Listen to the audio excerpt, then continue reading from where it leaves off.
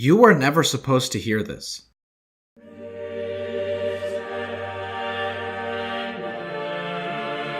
Miserere me, Deus, Have Mercy on Me, O God, was composed in the 1630s by Gregorio Allegri.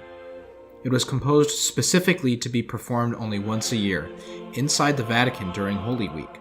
Performing it outside of the Vatican at any time resulted in automatic excommunication from the Catholic Church. So for decades, only a select few ever experienced the sublime work of art. Then, in 1770, a 14-year-old Mozart attended a Holy Week service during which this piece was played. He went home that night and transcribed it note for note. 3 months later, Pope Clement XIV honored him for his musical achievement and lifted the ban. Since then, free from its top secrecy, the Miserere has become one of the most popular choral works in the world. Now fast forward a few hundred years to a song you definitely were supposed to hear.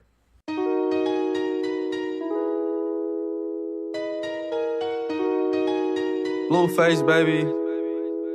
In 2019, another musical visionary named Blueface unleashed his masterpiece entitled Thotiana. I wanna see you buzz down.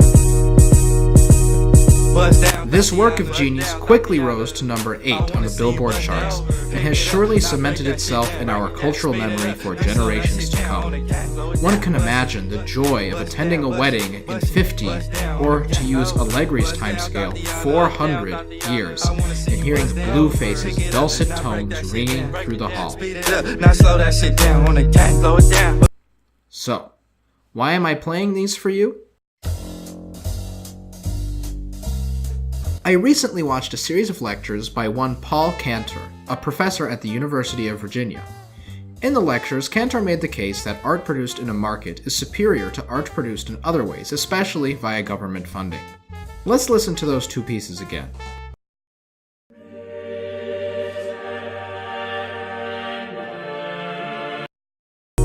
Buzz down, Thotiana. Buzz down, Thotiana. I wanna see you buzz down. The Miserere was produced in a closed setting. It was not written for a market, but strictly for the worship of God. In fact, it was specifically anti-market, something that was never supposed to fall into the hands of the general population.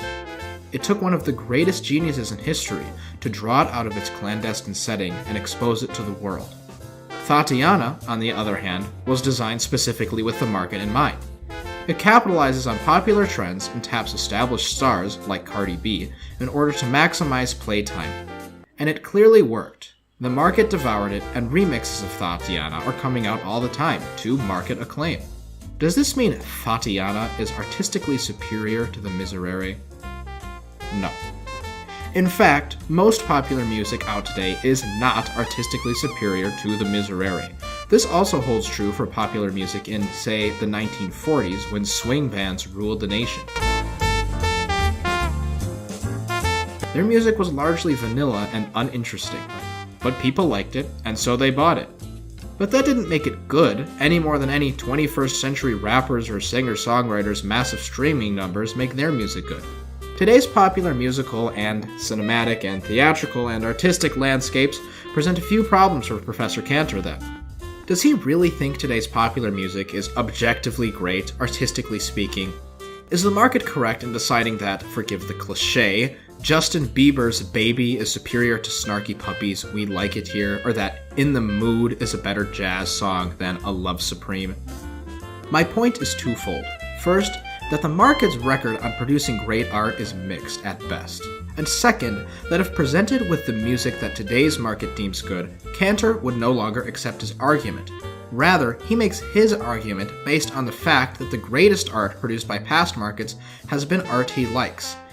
Since he seems to be a classicist at heart, once the market decides that art he dislikes is good, his argument will no longer hold weight, even to him. I tried something a little different for this video. Let me know what you think. Please also let me know if you agree, disagree, or anything in between. Have a happy Easter, and take care, everybody.